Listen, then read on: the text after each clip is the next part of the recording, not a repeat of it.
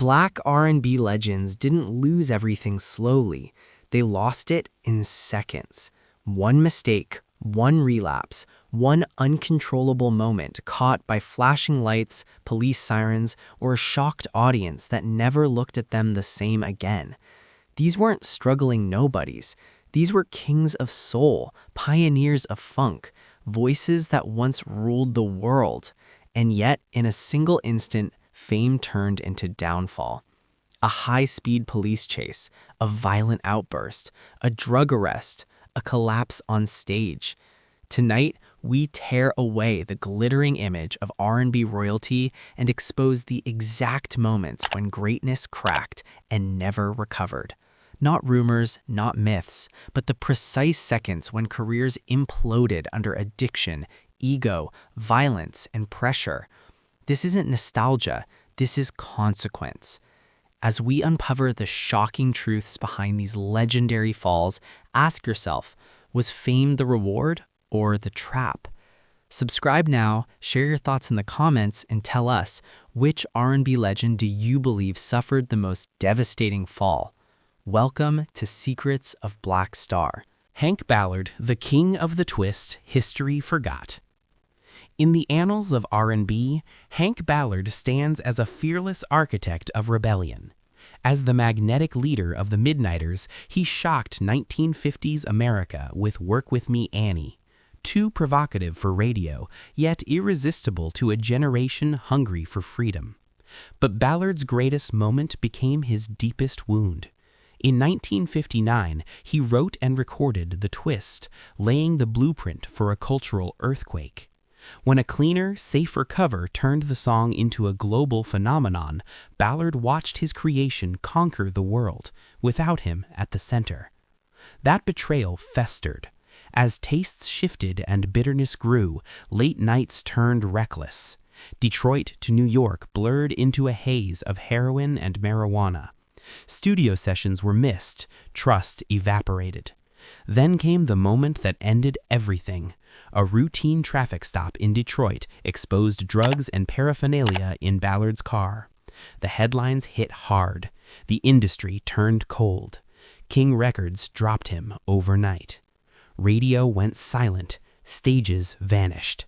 When Ballard died in 2003, the man who ignited the twist was remembered less for his genius than for one arrest that buried a legend. Ike Turner, when genius turned into a monster. Ike Turner was a towering force in American music, an innovator credited with shaping early rock and R&B, and the engine behind the explosive Ike and Tina Turner Revue. On stage, he was brilliance and precision. Off stage, addiction and control poisoned everything. By the late 1960s, cocaine fueled paranoia and cruelty, and Ike's need for dominance became violence. For 16 years, Tina Turner endured relentless abuse, beatings, humiliation, terror, hidden behind sold-out shows. The collapse came in July 1976. After another savage assault in Dallas, Tina fled with nothing but 36 cents and the courage to tell the truth. When she finally spoke publicly, most devastatingly in a 1981 interview, America recoiled. Ike was instantly redefined, not a pioneer, but a symbol of brutality. Labels dropped him, radio turned away, fans boycotted. Legal troubles followed and isolation set in. When he died in 2007, his legacy stood as a warning. Talent can build empires, but cruelty can erase them in a single revelation. James Brown was untouchable, or so it seemed. The godfather of soul didn't just make hits, he embodied pride, discipline, and power. Yet, by the late 1980s, addiction had taken control. Heavy PCP use ignited paranoia and rage, unraveling the man who once commanded stages with iron precision. On September 24, 1988, everything shattered. Convinced intruders were invading his property, Brown stormed an insurance seminar with a gun.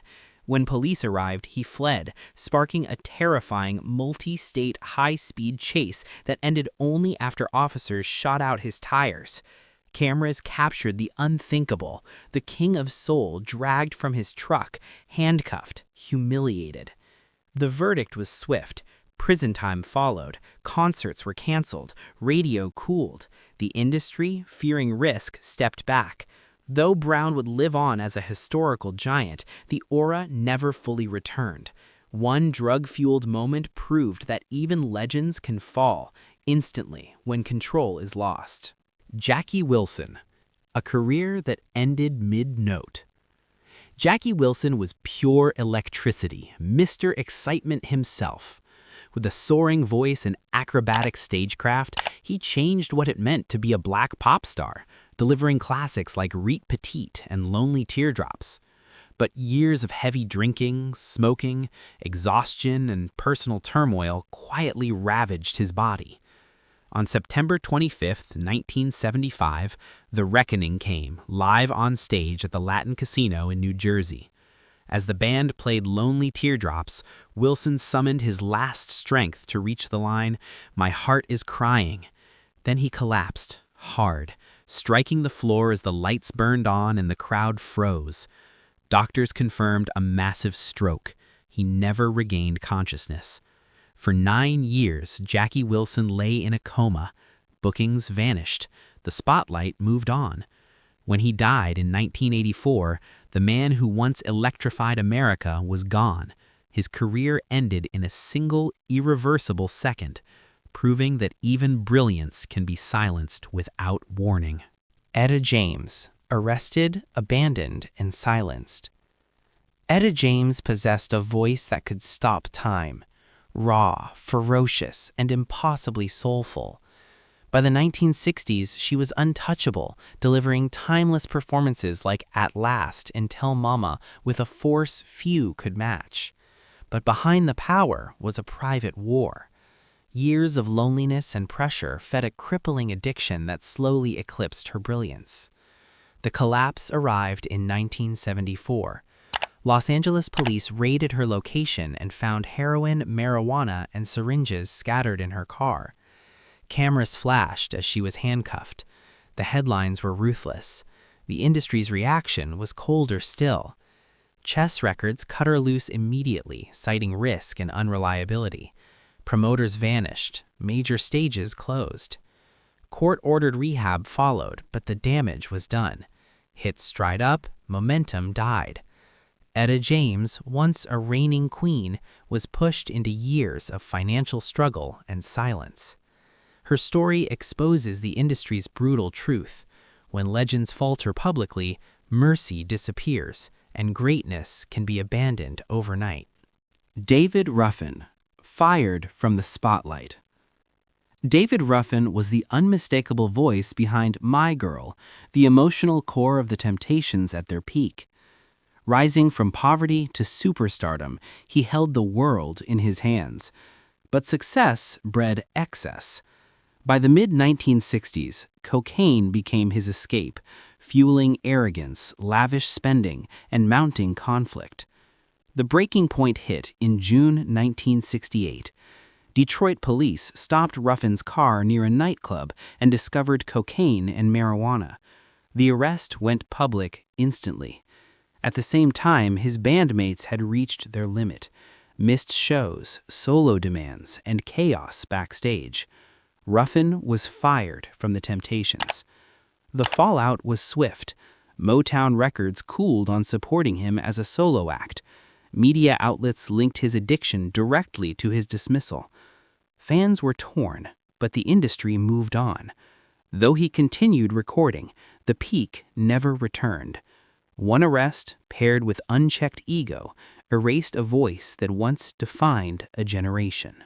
Frankie Lymon, a child star destroyed too young. Frankie Lymon was lightning in human form. At just 13, his angelic voice powered Why Do Fools Fall in Love, turning him into America's sweetheart in the face of youthful innocence. Fame came fast, and protection never did. By 15, overwhelmed by pressure, racism, and exploitation, Lymon fell into heroin addiction. The teenagers disbanded. His solo career stalled. Money vanished into drugs and chaos. By the mid-1960s, his life unraveled publicly. In 1966, police caught the 24-year-old in a Harlem raid with heroin, marijuana, and syringes hidden on him, intoxicated and out of control. Headlines were merciless, labels cut ties, shows disappeared. The industry labeled him unmanageable and walked away. 2 years later, Frankie Lymon was dead at 25. His story is a devastating lesson in early stardom without safeguards, proof that when fame arrives before adulthood, one mistake can end everything before life truly begins. Sly Stone, funk genius lost to paranoia. Sly Stone, born Sylvester Stewart, was a revolutionary force who reshaped American music. As the mastermind behind Sly and the Family Stone, he fused soul, rock, and psychedelia into timeless anthems like Dance to the Music and Everyday People. At his peak, Sly wasn't just successful, he was untouchable. But the pressure of fame, internal band conflict, and relentless touring began to crack his control. By the early 1970s, cocaine dominated his life. He withdrew into paranoia, surrounded himself with bodyguards and unregistered guns, and became wildly unreliable. Shows started hours late or not at all. Fans booed. Promoters panicked. The collapse turned public in December 1974 when Los Angeles police searched his car and discovered cocaine and an illegal firearm. The headlines were brutal. Rolling Stone exposed the chaos behind the genius. Epic Records cut ties. The band disintegrated. Sly Stone never reclaimed his throne. One arrest confirmed what the industry feared and ended a career that once defined funk itself. Bobby Womack, one betrayal that changed everything. Bobby Womack had a voice soaked in pain, honesty, and soul. Mentored by the legendary Sam Cooke, Womack was destined for greatness, delivering classics like Looking for a Love. But a single decision shattered his future overnight. Just 3 months after Sam Cooke's tragic death in 1964, the 21-year-old Womack married Cooke's widow. The black music community was stunned and enraged. What might have been personal grief was publicly framed as betrayal. Jet and Ebony fueled the backlash. Fans hurled objects at him on stage. Industry allies vanished. Recording opportunities dried up. His reputation collapsed. Compounding the damage were later allegations of domestic violence, drug abuse, and destructive relationships that deepened his exile. Bobby Womack's talent survived, but his standing never fully recovered. In R&B, trust is currency, and once broken, no amount of genius can buy it back. Wilson Pickett, known as the Wicked Pickett, delivered some of the most explosive records in R&B history. With hits like In the Midnight Hour and Mustang Sally, his raw power helped define Southern soul. But intensity offstage became his undoing. As disco rose and his spotlight dimmed in the 1970s, Pickett turned heavily to alcohol and cocaine. His behavior grew volatile. Public fights and erratic performances followed. The final blow came on October 15, 1987, at a bar in Englewood, New Jersey.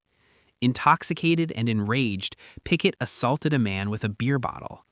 When police arrived, they found cocaine in his pocket. The arrest detonated his career. The New York Times and Jet magazine condemned the violence. Labels and promoters walked away instantly. Fans lost faith. Wilson Pickett never recovered his standing, spending his final years far from the glory he once commanded. Proof that one violent moment can silence even the loudest soul. These 10 stories, from Hank Ballard's heroin arrest to R. Kelly's final conviction, reveal a brutal truth. Legendary R&B careers rarely die from lack of talent. They collapse in a single moment of lost control. Addiction, violence, ego, silence around mental illness, and an industry that celebrates you at your peak, then vanishes the second you become a liability. Fame promises freedom, wealth, and immortality, but it also demands perfection while offering no mercy for failure. For Black artists especially, the margin for error has always been razor thin. One headline, one police report, one viral image, and decades of brilliance are erased overnight. So the question remains, did these icons destroy themselves, or were they trapped in a system that profits from their rise and abandons them at their lowest? The lesson is clear. Talent opens doors, but discipline, support, and accountability keep them open. If these stories made you think, disturbed you, or changed how you see fame, subscribe to Secrets of Black Star, share this video, and join the conversation. More truths are coming.